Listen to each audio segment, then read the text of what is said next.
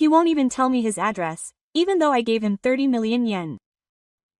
In a well-built residential area in Shizuoka, 70-year-old Haru uses her husband's inheritance to help pay for her son's family's new home. However, she never tells him the address of the completed house. He's the right guy not to tell me, because he can't get along with his neighbors. Her son's voice came over the phone. At that moment, the mother's heart quietly broke. This is a story of revenge and rebirth, in which a 70-year-old mother, who was told by her son, who had helped her with 30 million yen, that his address would be a secret, gathers evidence and pursues the family legally. Haru, who trusted her husband's inheritance, exposes the brutality of her daughter-in-law and her mother, and quietly destroys her family. This is a story of a reversal that brings Haru to life. Haru lives alone in a residential area with a view of Mount Takashi in the prefecture. She lives a comfortable life on the 30 million yen inheritance left to her by her husband Yoshio after his death. She lives a life of luxury, but her days are peaceful. Once a month, her son Makoto visits with his granddaughter Haru. That's what Haru looks forward to. Mom, we're thinking of building a new house. One Sunday afternoon, Shiji started talking like this. Next to him was his wife Kaori. She was a woman with a slightly flashy makeover, but her smile was bright. Well, that's nice. Haru replied happily. But I'm short on money, and Kaori's mother said she'd help out, so it would be great if she could also give me a little bit of support. There was a hint of reluctance in Shiji's voice. Haru asked quietly how much money he needed. 30 million yen if possible. Kaori interjected. Of course, I wouldn't ask for too much. But I want to make sure Haru has a proper house for Haru. Haru thought for a moment. The entire amount her husband left her. That would mean giving it to her son. But for her grandson, for her son, and for her family, I understand. Use all of your father's inheritance. Kaori's face brightened up at his words of faith. Thank you, Mom. Thank you so much, Grandma. That day, Haru went to the bank and completed the necessary procedures. The balance in her son's bank account was almost zero. He would return to living on his pension alone. But I thought that if it would make my son happy. 3 months later, I got a call saying that construction of the house had begun. It's going well, Mom. I'll be the first one to show you when it's finished. Shiji said cheerfully over the phone. But he wouldn't tell me the address. It hasn't been officially decided yet, so I'll tell you when it's finished. He kept saying that. Then one night, when Haru called her son, he didn't answer. After a while, he called back. Sorry, Mom. I was talking to Kaori earlier. Oh, it's okay. But the address of the house is, that's it. Shiji's voice became a little distant. He was talking to someone. And then he heard it clearly. He's not good with the neighbors, so it was a good thing I didn't tell him the address. It was Kaori's voice. Shiji was laughing. That's right. Haru couldn't move, still clutching the phone. That's what he called himself. After hanging up the phone with his mother, who had given him 30 million yen, Haru couldn't move for a while. That guy. Those words kept repeating in her head over and over again. But the next day, Makoto called as if nothing had happened. Mom, I'm sorry about yesterday. The reception was bad, so Haru didn't say anything. She didn't have the courage to confront her about what she had heard. 2 months later, Makoto happily reported that her mother's house was complete. Well, that's good. Tell me your address. I'll bring you a gift. Quote, oh, but, Shiji's voice lowered its tone a little. I'm busy moving right now, so I'll call you when things calm down. Please wait until then. Quote. That's right. Haru felt something was off. But she couldn't say anything. Then, a week later, Kaori called. Grandma, let me see. Actually, I have a favor to ask of you. What is it? We just moved, so we've spent a lot of money on furniture and appliances, and my new salary is a bit tight. Could you please help me with about 200,000 yen a month? Quote. Haru gasped. I just gave you 30 million yen, but 100,000 yen. Yes. I want to start Haru's lessons too, and there are a lot of things that will cost money in this new life. Quote. Grandma would understand, right? Kaori's voice sounded somewhat spoiled, yet calculated. Haru thought for a moment. For her grandson and her son, I understand. Really? Thank you. From then on, Haru transferred 100,000 yen every month. Her pension was 120,000 yen a month. If she subtracted 100,000 yen from that, she was left with 20,000 yen. She had to cover all the heating, food, and medical expenses from that. Haru cut back on her meals. She bought less meat and fish, and got by on bean sprouts and cabbage. But she endured it, thinking it was for her son and grandson. About 3 months later, Kaori called again. Grandma, I'm sorry. Actually, 100,000 yen a month isn't quite enough. Oh, Haru's Judai and Shiji's car loan are all piling up, so could you please give me an additional 50,000 yen? Haru remained silent. 150,000 yen a month. If she paid that, she wouldn't have anything left. Grandma Kaori's voice sounded a little anxious. Let me think about it. But let me think about it for a moment. Haru hung up the phone. That night Haru ate dinner alone. There was only bean sprouts and miso soup on the table. He gave her 30 million yen and sent her 100,000 yen every month, and yet she wouldn't even tell him her home address. Haru put down the bridge. No tears came out. She just felt a coldness growing deep in her chest. The next day Haru called Kaori. I'll send you 150,000 yen. Really? Thank you. Grandma. Kaori's voice was hoarse. Haru hung up the phone quietly. She looked at her bank book. The balance was decreasing rapidly. But there was still hope. Someday her son would invite her home. She would be able to eat with her grandchildren in their new home. That's what Haru told herself as she looked forward to the day. 6 months had passed since the 150,000 yen monthly aid began. Haru's life was getting harder and harder with each passing day. Subtracting 150,000 yen from the average of 120,000 yen leaves a minus 30,000 yen savings. She gave the 30 million yen her husband had left to her son, and the little savings she had on hand were rapidly dwindling. At the supermarket, she only looked at the clearance section. She didn't buy meat. She ate fish once a month, and tofu, bean sprouts, and eggs became her staple foods. She tried to avoid using vegetables as much as possible, and she ate in atsugi during the winter. Still, Haru endured. For her son and her grandchildren. One day, Haru made up her mind to call Shiji. Shiji, it's been half a year already. Can you show me your new house soon? Oh, yeah. Shiji's voice was clearly swollen and getting worse. But I'm a little busy right now, and I'll definitely take you there when things calm down next month. That's right. Haru heard the same answer for the umpteenth time. How are you, Haru? Oh, I'm fine. I'm working hard at cram school too.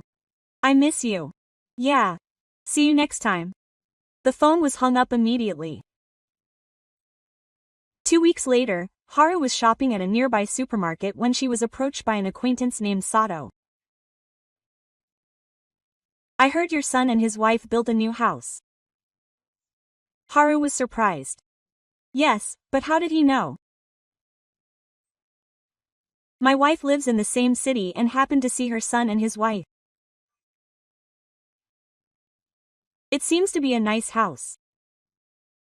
It's a 2-story building with a garden, Sato said happily. I guess your son has already moved away. Yes, well, Haru smiled vaguely. In fact, I haven't told him yet. I don't even know his address. His grandchildren must be grown up now. Yes, Haru couldn't talk anymore, so she settled the bill with Sato. After returning home, Haru thought about it. She had been sending 150,000 yen every month for 6 months. She had provided 30 million yen. And yet, she wouldn't tell him her address. She couldn't meet his grandchildren. She wasn't invited to his house. Something was wrong. Haru felt that the feeling of unease was gradually growing. That night, Haru made up her mind and called Shiji again. Trust me, do you have a favor to ask? What? It's Haru's birthday next month, right? Let's celebrate together. Shiji was silent for a moment. But, Mom, this year we're having the party at Kaori's parents' house, so can't I be invited? No, that's not what I meant, but there will be relatives coming, and there will be too many people, so I can't celebrate my grandchild's birthday. Haru's voice trembled a little. I didn't say that. Let's celebrate another day. Haru quietly hung up the phone. The next day, Haru looked at the calendar. Her grandchild Haru's birthday was September 15th. She marked that day. Then she opened her bank book. 150,000 yen every month, a record of the money she's been transferring regularly. It's been 900,000 yen since the controversy started. If you add the 30 million yen, it's 30.9 million yen. Haru closed the bank book. That weekend, Haru was walking around the bargain section of the supermarket by herself. There were clearance vegetables and tofu with half-price stickers on them. As she was waiting in line at the cash register, she heard a voice from behind her. When Hassan turned around, her old colleague Yamada was standing there. Well, Yamada-san, it's been a while. How have you been? Yes, somehow Yamada-san's expression clouded over a little when he saw Haruka. Are you okay, Hassan? If there's anything that's bothering you, let me know. I'm fine. Thank you. Haruka forced a smile. Yamada-san didn't say anything more, but he looked at Haruka with worried eyes. After returning home, Haruka looked in the mirror. Her face had fallen. She had lost 5 kilograms in the past 6 months. Her clothes were also a little too loose. Haruka looked away from the mirror. On the table was her son's cell phone, which never had any messages from him.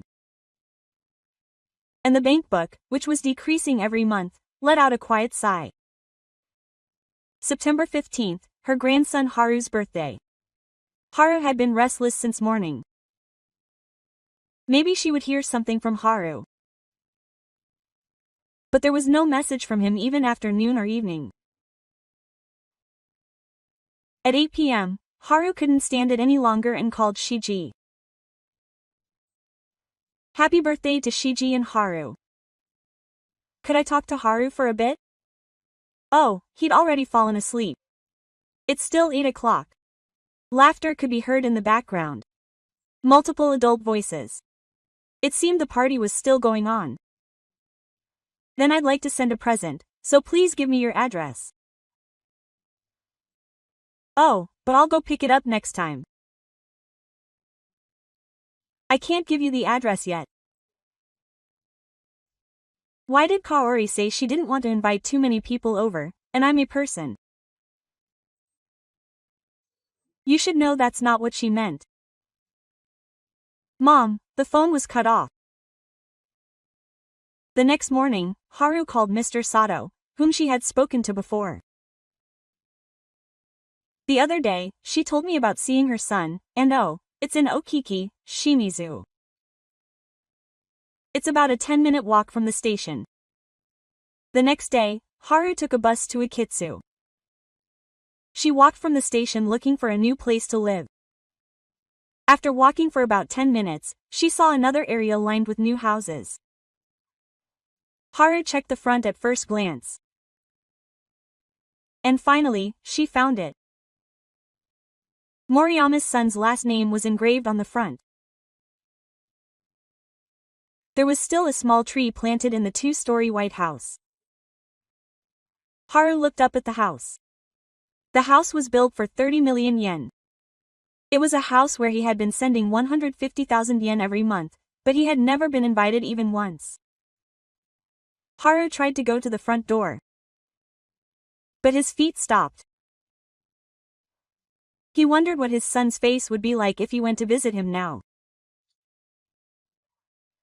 Haru looked at the house again from a little distance away. The curtain swayed from the second-floor window. He sensed someone's presence. Haru gently turned the door away. He should go home today. But he found out the address. Haru felt a little relieved after finding the address. He could visit him anytime. Just thinking about it made him feel lighter. But he still hadn't gathered the courage to visit. A month later, Haru ran into Sato again at the supermarket. Has your son been there? No, not yet. Yes, our Mega was telling an interesting story again. Sato lowered his voice a little. Apparently, your son's wife's mother comes and goes almost every day. Haru couldn't help but ask again. Every day, huh? After your daughter-in-law goes to work in the morning, his mother comes and stays until the evening. I wonder if she's taking care of her grandchild. Haru was speechless. Kaori's mother, Reiko, comes and goes from the house every day. It seems she has a condom too. She comes and goes as she pleases. Sato continued casually. The whole family seems to be close. Haru thought about it after returning home. Kaori's mother comes every day. She has a condom too. She takes care of her grandchild. But as her own grandmother, she isn't even told the address of the house. She isn't invited. She isn't invited to her grandchild's birthday. Haru opened the bank book. 30 million yen in aid. And then 150,000 yen every month. A total of 1.2 million yen for 8 months. In total, it's 31.2 million yen. She's given it all to her son and his wife. But that night, Haru couldn't sleep.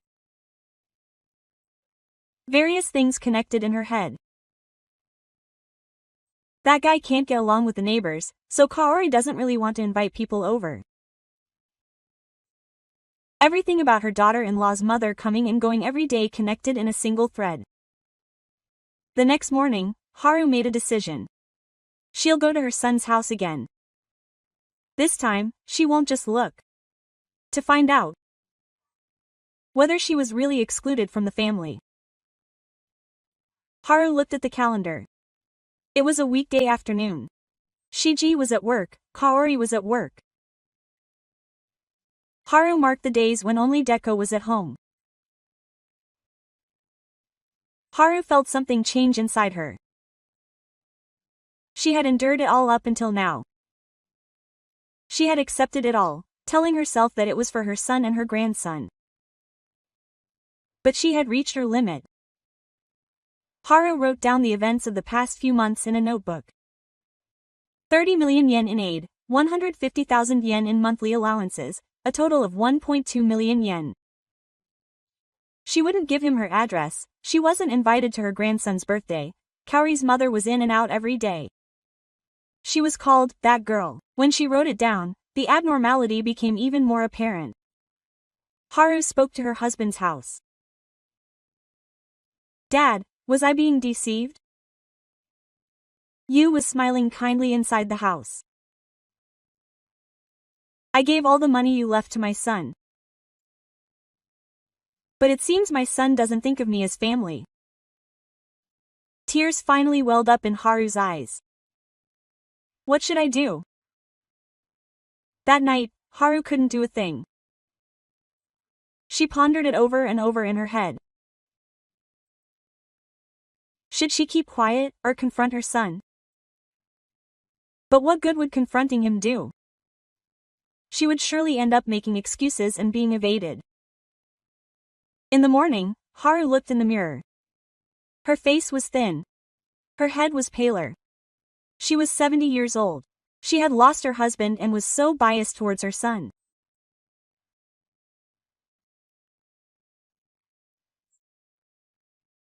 Haru suddenly remembered what her husband Yoshio had once said to her. Haru, you're too kind, Haru. There are people who take advantage of your kindness, so take better care of yourself. At the time, she had laughed it off. But now she understood what those words meant. Haru took a deep breath and made up her mind. She would no longer tolerate it. She would find out the truth. What her son and his wife really thought of her. She would see with her own eyes how she was being treated in the house where Kaori's mother came and went every day. Haru looked at the day she had marked on the calendar. It was Tuesday, 3 days later, a weekday afternoon when only Reiko was there. That's when she would visit her son's house. Haru took out a slightly nicer outfit from her closet. It was a one-piece dress that she hadn't worn since her husband's funeral. She stretched out her clothes and hung them on a hanger. When she went to ask, she would dress properly. As the mother who had given 30 million yen, and as the grandmother who had continued to send 150,000 yen every month, she would knock on the front door with confidence. Haru looked at the house again. Watch over me, Dad. She muttered and nodded quietly. While waiting for Tuesday, Haru took action. She decided not to just ask emotionally, but to gather evidence. Haru first went to the bank. She wanted the records of transfers for the past year, and the document that the woman at the counter gave her had all the records. A lump sum transfer of 30 million yen, then exactly 150,000 yen every month, for 8 months, 1.2 million yen, for a total of 31.2 million yen. Haru put it in the smallest clear file. Next, Haru bought a notebook at a stationery store. And she wrote down the events of the past 6 months in chronological order. April 10th, 30 million yen decided. July 2nd, 100,000 yen assistance started. September 20th, increased to 150,000 yen per month. September 15th, grandson's birthday. No contact. At the end of October, it became clear that Kaori's mother was coming and going every day. She carefully recorded all the details of the date, amount, and transactions. Then, Haru headed to the place where she had been diagnosed with relapse. At 10 a.m., she watched her son's house from a slightly distant location. After waiting for 30 minutes, a compact car stopped in front of her son's house. The person who got out was Kaori's mother, Reiko, a woman in her late 60s. She took her keys out of her bag. It was a spare key. Without any hesitation, she opened the front door and went inside. Haru took a picture with her cell phone. The time was 10:32. Then Haru sat on a nearby bench and waited. At 2 p.m., Haruto came home from elementary school. His small back, carrying his school bag. Haruto opened the front door. Reiko's voice could be heard from inside. Welcome home. Haruto happily entered the house. At 1 p.m., Kaori returned home. 30 minutes later, Reiko came out. Haru got into the car while talking to Kaori with a smile, and recorded everything in a notebook. At 10:32, Reiko entered the room with a shared key. At 14:10, Haru was greeted by Reiko. At 17:35, Reiko left. After returning home, Haru laid out her notebook and bank statements. The evidence was complete. The 31.2 million yen support record. The fact that the address had been kept hidden. The fact that only Kaori's mother was free to come and go. Haru made one more preparation. She checked the recording function on her cell phone. The next time she visited her son's house, she would record all the conversations. No matter what they said, she would stay calm and not get emotional, and would just confirm the facts. That night, Haru reported to her husband's house. "Dad, I'm ready. I'll be there tomorrow." But Haru paused. There was no point in just barging in and questioning him emotionally. She should get a professional opinion on what to do legally. The next day, Haru made an appointment for the city's free legal consultation. The appointment was 3 days later. She decided not to visit her son's house until then. On the day of the consultation, Haru sat face to face with a male lawyer in his 60s in a room at the city hall. What kind of consultation is this? Haru spread out the notebook and bank statements he had prepared. He had provided 30 million yen in assistance to his son and his wife. Since then, he has continued to send 150,000 yen every month for 8 months. The lawyer first glanced through them. However, he would not tell her the address of the newly built house. He was not invited even to his grandchild's birthday. Only his wife's mother came in and out every day with a private key. Haru stated the facts calmly. The lawyer listened while taking notes. Was there any contract or anything like that when he provided the assistance? No, it was just a verbal agreement. There was no agreement on repayment. The lawyer thought for a moment and then said, "Legally, this is an additional payment. However, if there was a mistake in the expression of the intention to provide the additional payment, in other words, if it can be proven that the money was given under deception, a claim for conversion is possible." Haru leaned forward. How can you prove this? First, the purpose of the assistance was clear. Second, that purpose was not achieved. Third, that the other party had malicious intent. These 3 points need to be proven. The lawyer pointed to Haru's notebook. This record is valid. The bank statements are also valid, but we need a little more evidence. What kind of evidence? Please collect recordings of conversations with the other party, screenshots of emails and line messages, and as much third-party testimony as possible. Haru nodded. Then the lawyer looked at Haru seriously. First, I recommend that you stop the monthly support. If the amount increases any further, it will be difficult to get it back. Okay. And if you have the opportunity to meet the other party in person, be sure to record it. Our claims and their reactions will all serve as evidence. After the talk, Haru left the city hall. In her hand was the document the lawyer had given her, titled "About the Other Party's Mistake in Additional Payments." Haru put it in her bag. When she got home, Haru took immediate action. First, she saved all the emails she had sent to Shiji as screenshots. Next, she saved the line conversations with Kaori. Then, the cell phone that had stopped the transfer of 150,000 yen for this month rang.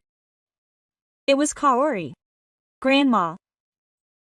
This month's transfer hasn't been made yet, but Haru pressed the record button. I'm sorry. I have something to think about. Oh, no. I've already made plans.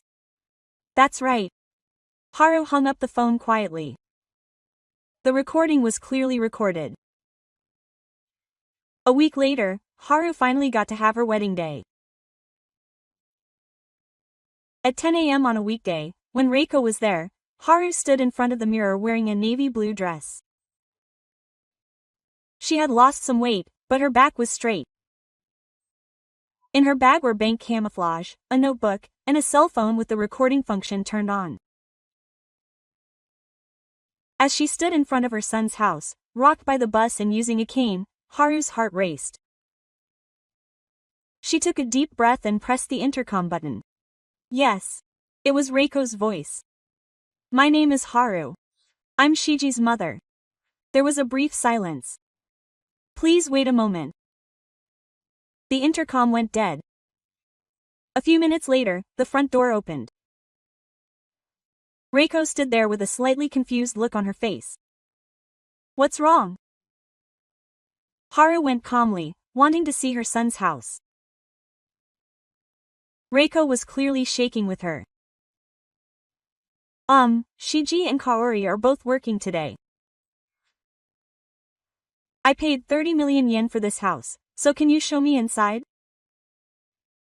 There was a quiet strength in Haru's voice. Reiko was at a loss for words for a moment. Go ahead.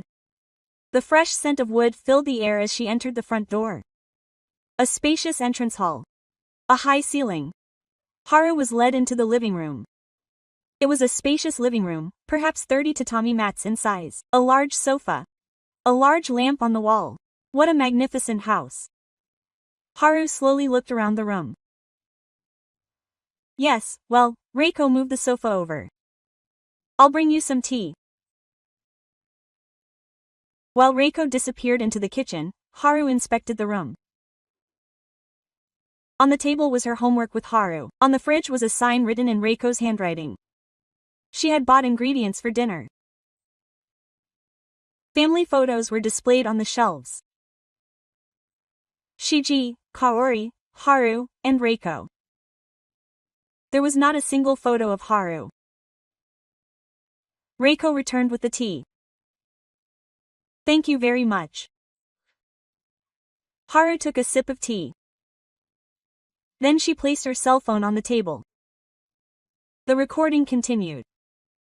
Mistress, I have something to ask you. What is it?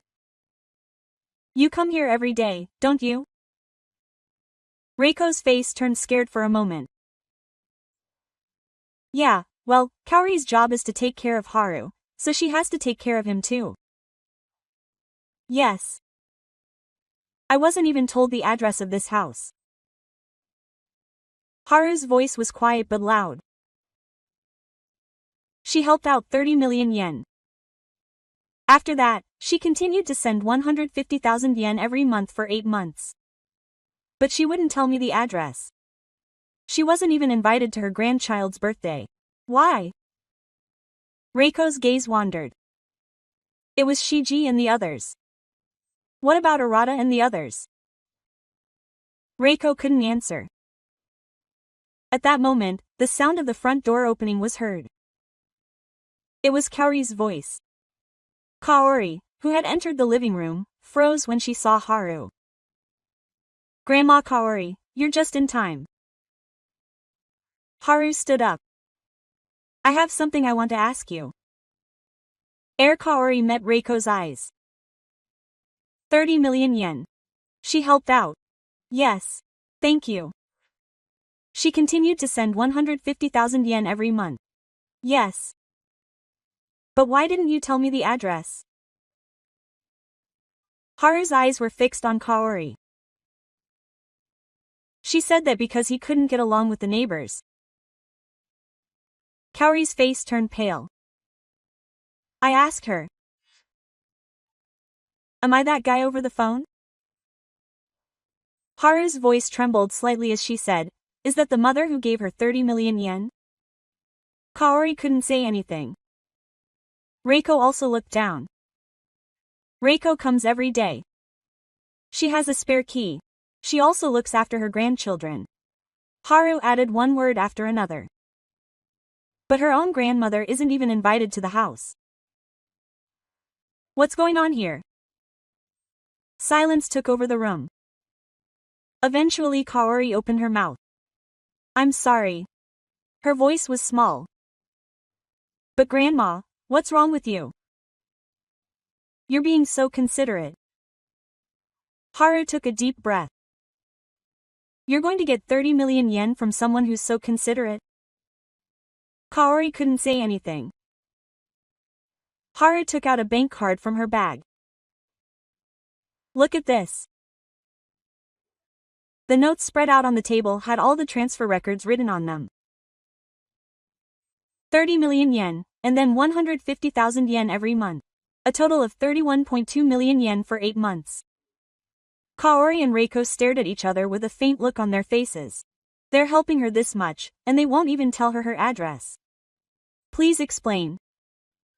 Kaori bit her lip. I'm really sorry. I'm asking for an explanation, not an apology. Haru's voice was calm. Why did you exclude me from the family? What is exclusion then? Reiko comes every day and I'm never called. If this isn't exclusion, what is it? Reiko opened her mouth. Because Kaori said she wanted to. Kaori, her mother, stopped in a hurry. No, let's talk properly. Haru looked at Reiko. Please continue. Reiko looked at Kaori and then said. It seems Kaori wanted to distance herself from Shiji's mother. The reason is that their values don't match. Values, Haru repeated quietly. I made someone who didn't match volume 8 give me 30 million yen, but Kaori finally went. I needed the money. But that doesn't mean I want to be involved with her forever, and at that moment the air in the room froze. What did you just say? Haru's voice got lower. I needed the money. But I don't want to be involved. Kaori realized what she had said and covered her mouth. That means she was planning to use me from the beginning, right? Reiko said hurriedly. Is that what you were planning? Then what were your intentions? Haru looked straight at the two of them. Tell me the truth. You were planning to take money from me from the beginning, weren't you? Kaori kept her head down and said nothing. Her silence told the whole story.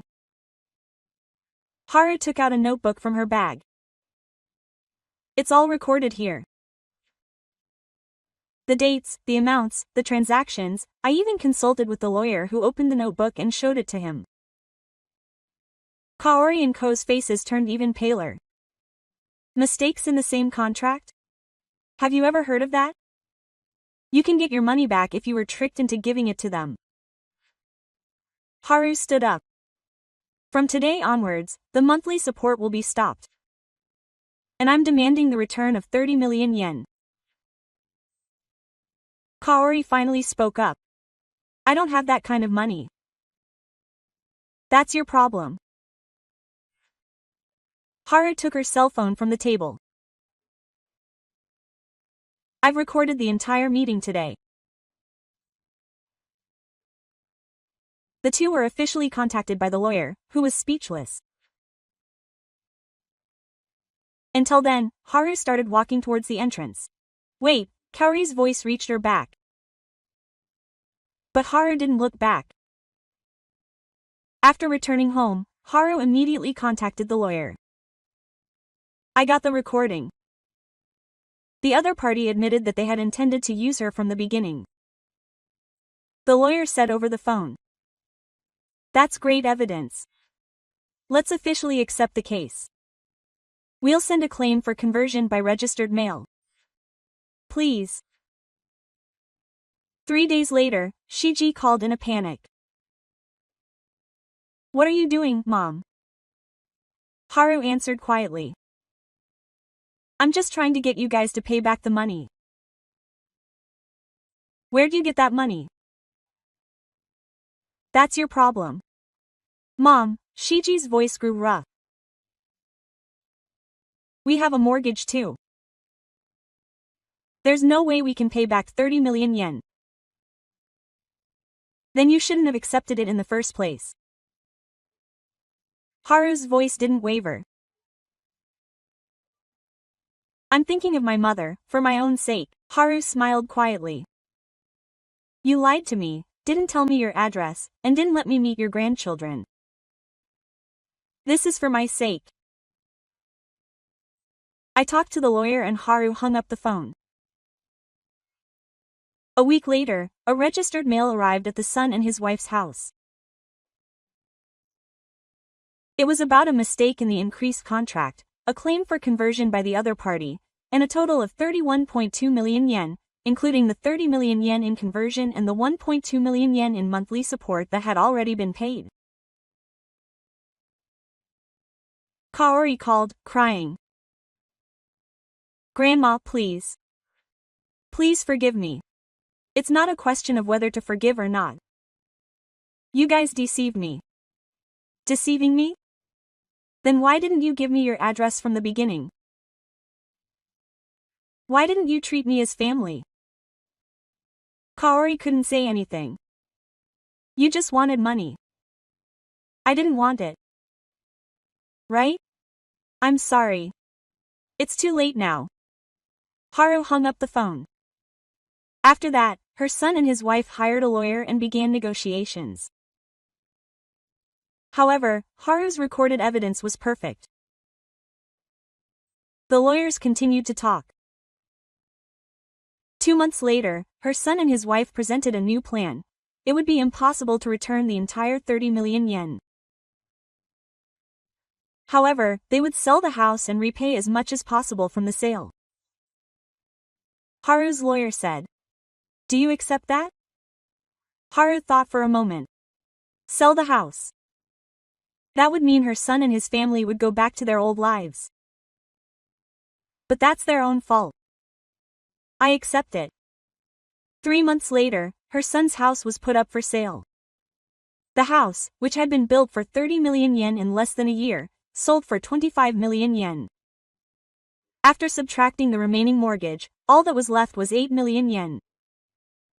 Haru was able to return the entire amount. Haru received 8 million yen for the long term. It was nowhere near 31.2 million yen. But Haru was satisfied.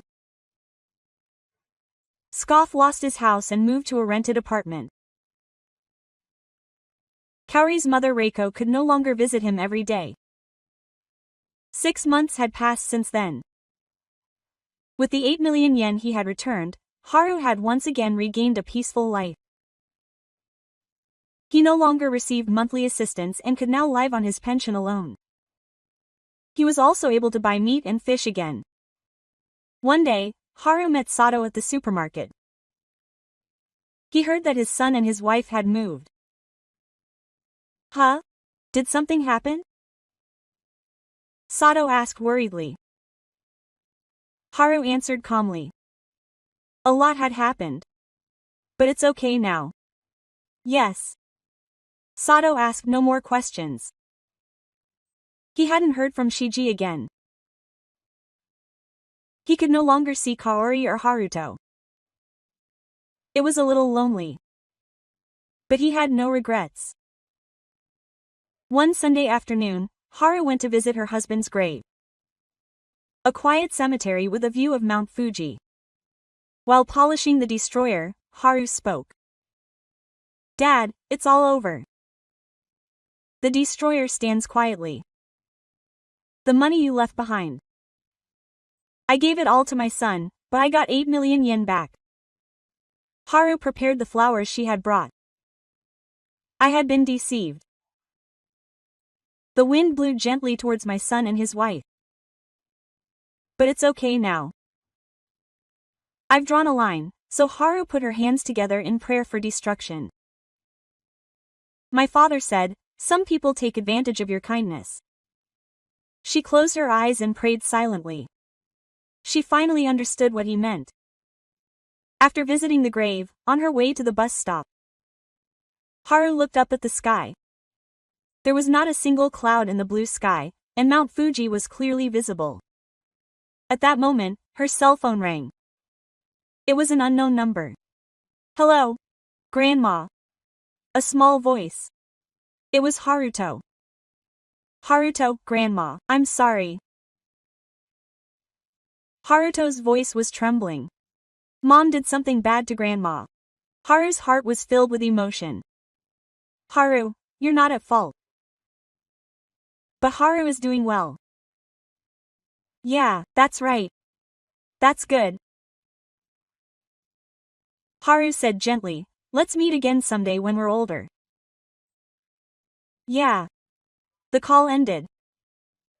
Haru put her cell phone back in her bag. A single tear fell. But it wasn't a sad tear. Haru went home and reported to her husband's house. Dad, Haruto called. Yu was smiling gently inside the house. That child is a kind child. I'm sure he'll grow up well. Haru faintly looked towards the house. This is the reason. Outside the window, the sun was setting and the silhouette of Mount Fuji was floating in the orange sky. Haru made tea and sat down at the dining table alone. On the table was the sashimi she had bought today. It's been a while since she had a luxurious dinner. Haru picked up her chopsticks. And she quietly muttered, "Itadakimasu." I'd be happy if today's story lit a little light in your heart. If it resonated with you in some way, please give it a thumbs up.